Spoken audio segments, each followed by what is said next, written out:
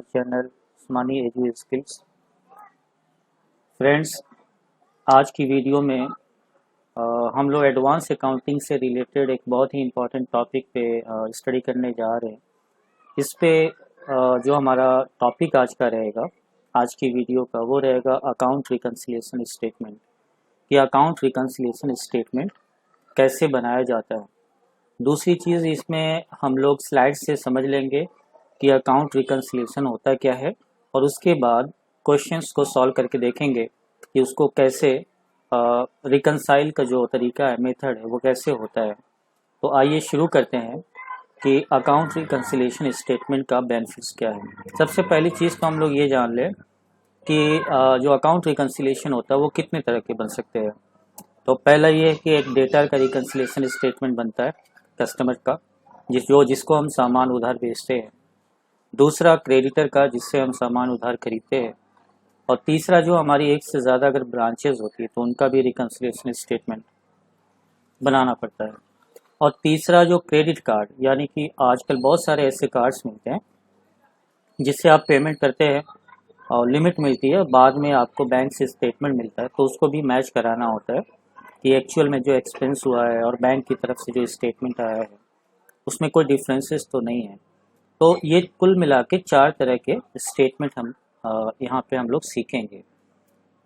लेकिन account reconciliation statement को बनाने से पहले कुछ चीज़ें आप जान लीजिए कि ये आखिर में रिकन्सिलिएशन स्टेटमेंट, जो मिलान करना कहते हैं, दो स्टेटमेंट को आपस में मिलाना और देखना कि किस में क्या कमी है और क्यों दो अकाउंट्स आपस में मैच नहीं कर रहे, आखिर क्या वजह है, तो वो इसमें पता करते हैं। तो रिकन्सिलिएशन स्टेटमेंट अकाउंटिंग का एक प्रोसेस है जिसमें जो हमें पैसा मिला है और जो हमने खर्च करा है वही देखा जाता है कि वो रिकॉर्ड हुआ है हमारे यहाँ, तो वो दूसरे पार्टी के पास भी रिकॉर्ड हुआ है कि नहीं।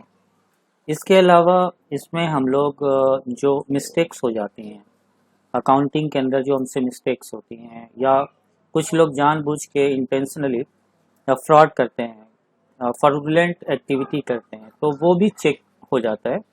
क्योंकि रेगुलर इंटरवल पे जब हम इसको करते हैं, रिकन्सिलिएशन स्टेटमेंट करते हैं, तो फिर अकाउंटेंट के थ्रू जो मिस्टेक्स होती हैं या उनके थ्रू जो इंटेंशनली जो गलत एक्टिविटी होती है वो होती हैं, तो वो फाइंड आउट कर ली जाती हैं और इस तरीक़े से होने वाले नुकसान से बचा जा सकता है। एक फ्रेंड्स और जो बेनिफिट है, जो चौथा नंबर है, फॉलो अप और क्रिएटिंग ट्रस्ट। जब हम एक कस्टमर को 1-2 महीने बाद या 3 महीने बाद फिर उसका लेज़र उठा के उसके सारे ट्रांजेक्शन को चेक करते हैं, तो एक बार हमारी नज़र से सारी चीज़ें गुजर जाती हैं, तो फॉलो अप हो जाता है। और दूसरी चीज़, एक ट्रस्ट जो है ना, दो पार्टी के बीच में जो भी बिजनेस होता है ना, वो ट्रस्ट पे होता है। तो ट्रस्ट को बिल्ड अप करने के लिए ज़रूरी है कि कोई एक एविडेंशियल प्रूफ होना चाहिए दो पार्टी के बीच में। तो अकाउंट रिकन्सिलिएशन एक एविडेंशियल प्रूफ का काम करता है। ओकल और रिटन में यही फ़र्क होता है। तो रिटन में ये चूंकि होता है तो फिर उसके बाद फिर कोई इशू नहीं रह जाता है। अब बात करते हैं कि दो अकाउंट्स को मैच कराते हैं, बिल्कुल वैसे ही जैसे बीआरएस होता है ना, कैश बुक और पासबुक का, और बैलेंस को मैच कराते हैं, देखते हैं क्यों नहीं मैच कर रहा। बिल्कुल उसी तरीके से ये दो अकाउंट्स है, एक डेटर का हो सकता है, एक क्रेडिटर का हो सकता है, एक ब्रांच का हो सकता है, एक हेड ऑफिस का हो सकता है। तो आखिर दो अकाउंट्स के बीच में डिफरेंसेस क्यों होते हैं, तो मैंने कुछ पॉइंट्स लिखे हैं। पहला तो ये पॉइंट्स है कि बैंक में ट्रांजैक्शन जो है वो हमारे बुक्स में वही अमाउंट रिकॉर्ड हुआ है या फिर कहीं पे कुछ गलती है। इसके अलावा हम जब रिकॉर्ड करते हैं तो टाइम डिफरेंसेस हो जाता है, कोई ट्रांजैक्शन पहले हुआ है, हमने डिले करके उसको रिकॉर्ड करा है, तो इसकी वजह से भी डिफरेंसेस आते हैं। कभी कभी चेक इशूड होते हैं और बैंक में प्रेजेंट नहीं होते, और कभी कभी ऐसा भी होता है कि चेक हमें रिसीव हुए और हमने बैंक में नहीं लगाया, तो इसकी वजह से भी डिफरेंसेस हो जाते हैं। गुड्स रिटर्न भी होता है, कई दफ़ा ऐसा होता है कि ख़राब गुड्स आ जाता है और हमें उसे रिटर्न करना होता है, तो इसकी वजह से भी डिफरेंसेस आते हैं अगर दोनों जगह बराबर नहीं रिकॉर्ड होते। गुड्स ट्रांजिट का मतलब होता है कि इन ट्रांजिट का मतलब सामान रास्ते में है तो जिसने सेल करा उसने तो रिकॉर्ड कर दिया होगा, लेकिन जो रिसीव करेगा वो वेट करेगा जब तक उसके पास सामान नहीं आ जाता है। इसके बाद 8वां पॉइंट ये है कि अदर ब्रांच को भी हम कभी ज़रूरत पड़ती है इमरजेंसी में तो गुड ट्रांसफ़र करते हैं और फिर हेड ऑफिस को बाद में बताते हैं, तो इस वजह से हेड ऑफिस और ब्रांच में डिफरेंसेस हो जाते हैं। कभी कभी गुड्स की सप्लाई में भी कमी या ज़्यादा हो जाता है और रिकॉर्डिंग में हमसे एरर्स हो जाती हैं, तो ये एक मिस्टेक की वजह बता रहे थे हम। आज का जो हमारा टॉपिक है वो डेटा रिकन्सिलेशन पे रहेगा। जैसा कि मैंने आपको बताया कि 4 तरह के डेटा रिकन्सिलेशन स्टेटमेंट बनाए जाते हैं, लेकिन आज जो हम लोग सीख रहे हैं इस वीडियो में वो डेटा रिकन्सिलेशन स्टेटमेंट को सीखेंगे और बाकी को मैं इसी तरीके से नेक्स्ट वीडियोस में आपको बता दूंगा। 1 बाय 1 करके सीखेंगे तो चारों को सीखना आसानी से आपको समझ में आ जाएगा। तो सबसे पहले क्या करना होगा कि जो आपका अकाउंट होता है, आपका अकाउंट का मतलब जिस कंपनी में आप अकाउंटेंट हैं उस अकाउंट का जो भी क्लोजिंग बैलेंस होता है, ध्यान रखिएगा, जो क्लोजिंग बैलेंस जो नीचे रहता है बैलेंस सीडी के नाम से, उस बैलेंस को आपको ओपनिंग बैलेंस मानना है, यानी कि अपनी कंपनी का जो है अमाउंट मानना है। और फिर क्या करना है कि पार्टी से बोलना है कि भाई आप जो है ना 1 साल का या 1 महीने का, ये डिपेंड करता है आपके ऊपर कि आप कितने दिन के बाद बना रहे हैं। मंथली भी कुछ लोग बना लेते हैं अगर बिजनेस बड़ा है तो, कुछ लोग क्वार्टरली, कुछ लोग हाफ अर्ली, कुछ लोग एनुअली बनाते हैं। तो फिर क्या करना रहेगा कि हम लोग दोनों को सामने रखते हैं, सामने रखने के बाद जो मैच करता है उसे छोड़ देते हैं। भाई जो दोनों में वैल्यू सेम है उसमें तो कोई डिफरेंस नहीं हुआ, लेकिन एक जगह है एक जगह नहीं है तो इसका मतलब डिफरेंस है, तो फिर उसी को हम लोग अंडरलाइन या सर्किल कर लेते हैं ताकि जब बाद में स्टेटमेंट प्रिपेयर करें तो उनका एडजस्टमेंट करके दोनों बैलेंसेस को मैच करा दें। और स्टूडेंट्स एक चीज़ का ख्याल आपको रखना है कि जब डेटा रिकन्सिलिएशन स्टेटमेंट आप बनाएं तो अपना रिकॉर्ड रखें। अपना मतलब होता है कि balance as per our record या कंपनी का रिकॉर्ड, जिस कंपनी में आप काम करते हैं उसका जो सीडी वाला बैलेंस होता है ना लास्ट में, उसको ऊपर रखें। और जो भी डिफरेंसेस आए, चाहे वो अपनी बुक में आए हों जिसमें आप अकाउंटिंग करते हैं या जिससे आपने मंगाया है डेटा का, उसका ले लें। तो दोनों में जो डिफरेंसेस हैं सारे डिफरेंसेस को लेस करके और लास्ट में जब आप देखेंगे तो वो डेटर के बैलेंस से मैच हो जाएगा। और अगर ये मैच हो जाता है दोस्तों तो इसका मतलब यही होता है कि ये जो मिस्टेक्स थी या जो एरर्स थी उनको फाइंड आउट कर लिया गया है, अब कोई गलती नहीं है। अब कुछ गलतियां थी, कुछ मिस्टेक्स थी, तो उसकी वजह भी मालूम हो गई है और इस वजह से इसको रेगुलर करने से जो वर्दीनेस होता है या जो ट्रस्ट होता है वो बिल्डअप होता है। तो ये करना चाहिए। एक अच्छे अकाउंटेंट का काम यही होता है, जहाँ पे बहुत सारे ट्रांजैक्शन होते हैं वहाँ पे रेगुलर इंटरवल पे मंथली, क्वार्टरली, हाफ अर्ली या एनुअली, जैसा आपको ठीक लगे, बनाना चाहिए। तो आइए अब देखते हैं कि कैसे इसको बनाते हैं। ये कंपनी का डेटा है आपके सामने।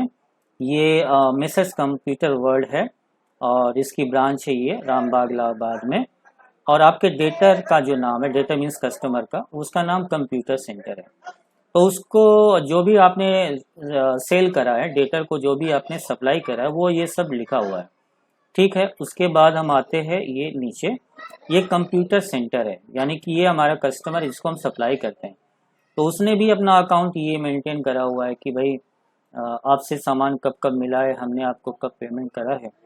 तो फिर देखना है कि जब दोनों तरफ एक ही चीज़ को रिकॉर्ड करा गया है, जैसे कि मैं किसी को सेल कर रहा हूँ कोई सामान तो दूसरा उसको बोलेगा कि भाई मैं परचेज कर रहा हूँ, लेकिन ट्रांजैक्शन एक ही है, तो उसको देखना होगा कि कहाँ पे वो मैच कर रहा है और कहाँ पे मैच नहीं कर रहा है। तो शुरू कर देते हैं कि कैसे करते हैं मैचिंग। तो पहले आप देखिए ओपनिंग बैलेंस यहाँ पे मैं कोई कलर ले लेता हूँ जिससे कि ये आइडेंटिफाइड हो जाए।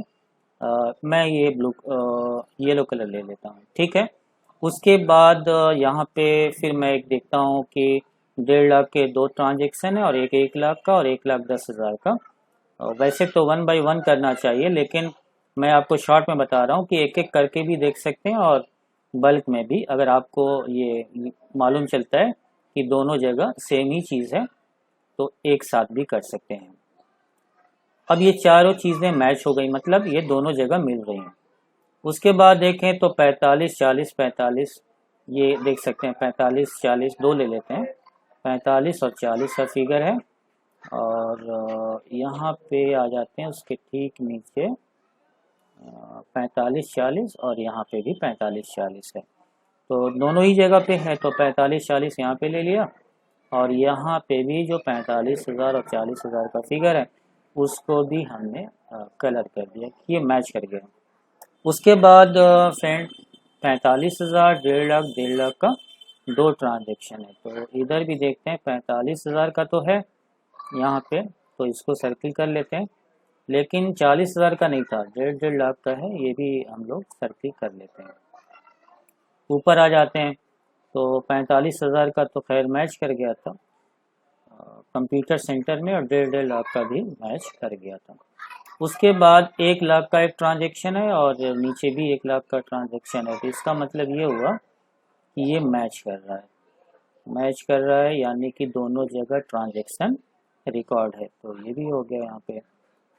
अब बात करते हैं लास्ट ट्रांजेक्शन की। तो लास्ट ट्रांजेक्शन आप देखिए, ये हमने देखा ये 45,000 है और ये 20,000, तो ये नीचे दोनों होने चाहिए।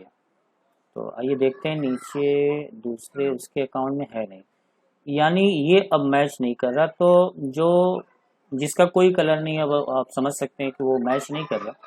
अब इसे हमें बनाना है, तो क्या करना होगा, सबसे पहले आपको देखना होगा कि हमने कहा था कि बैलेंस सीडी एकदम लास्ट में, यही आपका बुक है जो आप मेंटेन करते हैं, मेसर्स कंप्यूटर वर्ल्ड, और आपके कस्टमर का नाम कंप्यूटर सेंटर है। तो जो मैच कर रहा था वो तो मैंने कलर कर दिया, और लास्ट में बैलेंस मिल रहा है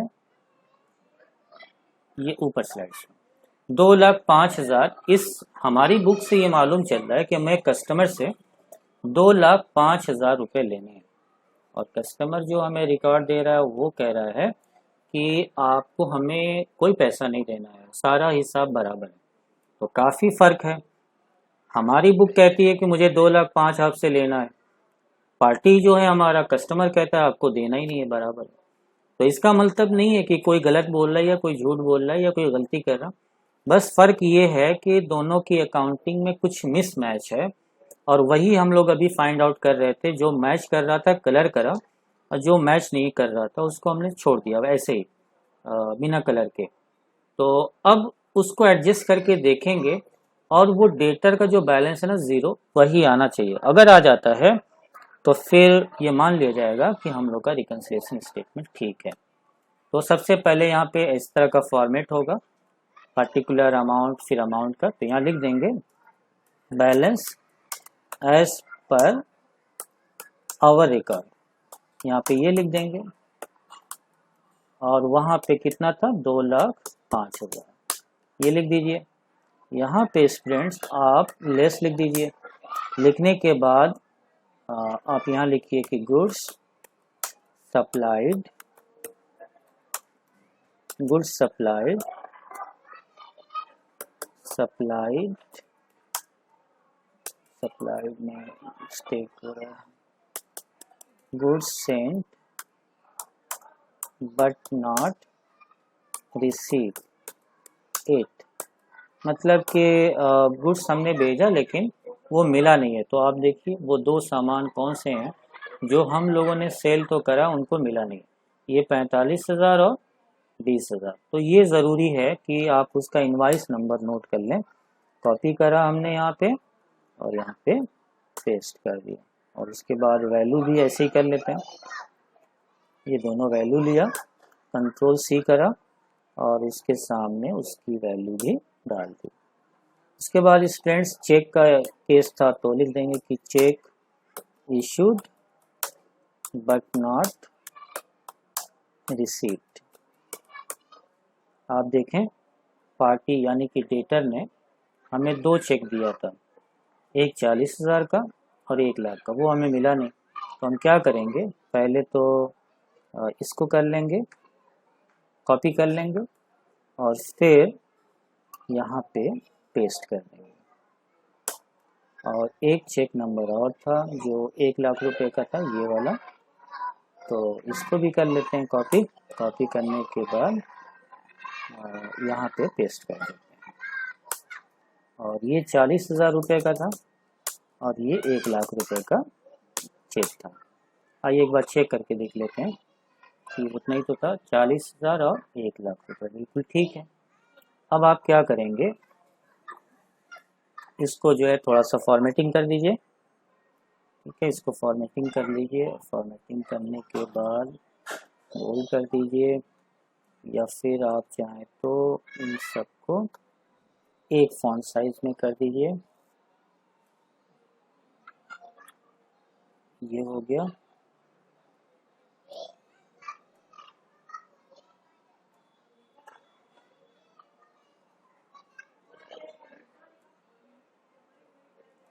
ये हो गया दोस्तों। उसके बाद हम लोग एक और यहाँ पे कॉलम ऐड कर लेते हैं। तो यहाँ पे जाते हैं और यहाँ से ऑल बदर एक और ले लेते हैं।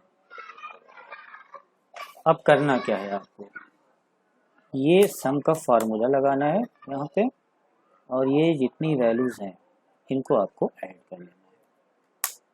तो देखिए 2,05,000 रुपये आया।